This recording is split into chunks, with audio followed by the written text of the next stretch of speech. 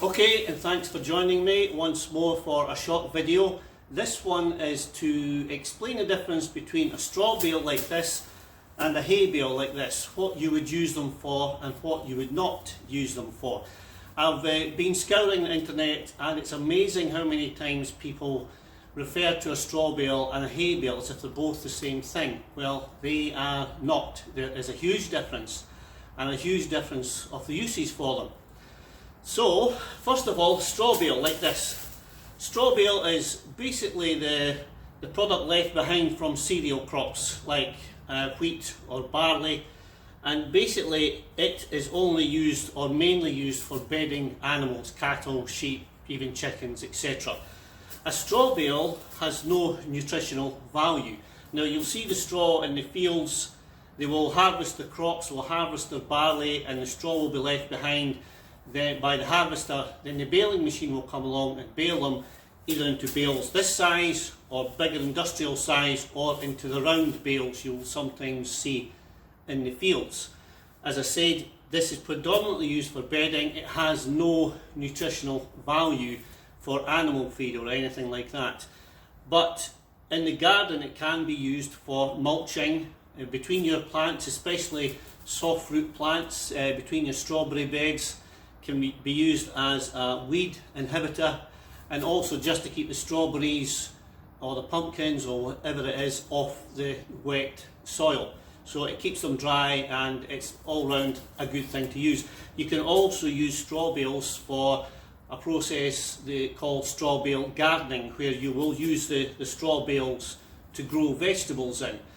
But as I said, there's no nutritional value in a straw bale, so the straw bale has to be primed or treated with nitrogen before you can grow anything in it. So just keep that in mind. I'll put a link on this video about straw bale gardening, and indeed the difference between the straw and the hay. So if you want to know more about that, you can just check the link and you'll find out all there is to know about straw bale gardening or growing your fruit and vegetables in bales of straw like this. Now, in comparison, this is a hay bale. You'll see it's a much finer material, it's more fibrous. The straw is broad and shiny, this is fibrous. Now, hay is grown specifically as a food product for animals, and they will grow the hay in the field with sweet grasses, wildflowers, etc. The crop will be grown to maybe a foot high, 18 inches high, whichever the farmer thinks best, depending on what he's planted for it. But basically he will cut this down, let it dry in the field, and they'll harrow it around a few times to aerate it, and it will usually be in the summertime dry weather. It will always be in the summertime dry weather, but usually a few days in the field to dry off, and then they will produce bales like this with the same process as this here. And sometimes you will see this plastic covered round bales in the fields. They can be plastic, green plastic, black plastic. That is when they have harvested the green grass immediately after it's cut, so it's still wet. They harvest that and they seal it in these bags, and then the bag ferments and it becomes winter feed for cattle, predominantly for dairy cattle. Sometimes they will mix it with molasses or whatever, and so they use that as a winter feed. They can also use it dry all year round as a winter or summer feed, when it's baled like this or in bigger commercial sized bales. Now, this is full of nutrients. This is a nitrogen rich material. That is why sometimes you will see stacks of piled up straw or hay bales. If they get wet, they can overheat and burst into flames.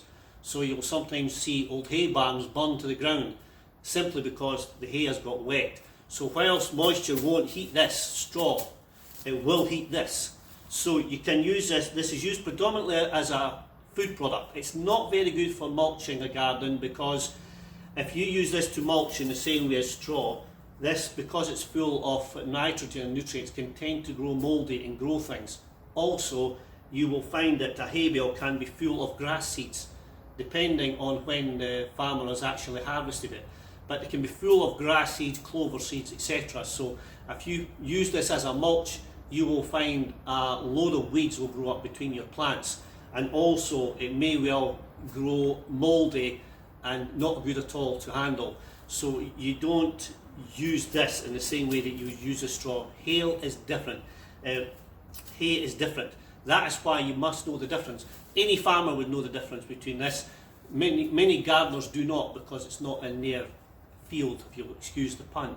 But hay is predominantly a foodstuff, and straw is predominantly bedding for animals. You can use hay to grow in. You get hay bale gardening process similar to straw, but again it's a process to go through, and I'll put a link, I'll maybe include the link on the video to this. So that is a quick explanation of the differences between the hay bale and the straw bale. You'll find the straw bale as well is a lot lighter. Hay tends to be more compact and heavier, and whereby a straw bale you might get for a couple of dollars, you know, £1.25 in UK money, thereabout. It does vary a lot, and depending on the season. But generally speaking, the hay bale will be 2 to 3 times more expensive than straw, because straw can only be used as a bedding for farmers really, and limited use in the garden, but good use. There's a lot of use you can use, for instance, as I say, in strawberry beds, in fruit beds, and as a general weed suppressant. It also helps keeps the moisture in the ground if you're bothered with droughty areas, so it can be good for moisture retention as well. Okay, that's it for now. Hope you've enjoyed this video, and maybe join me again for the next one. Catch you later.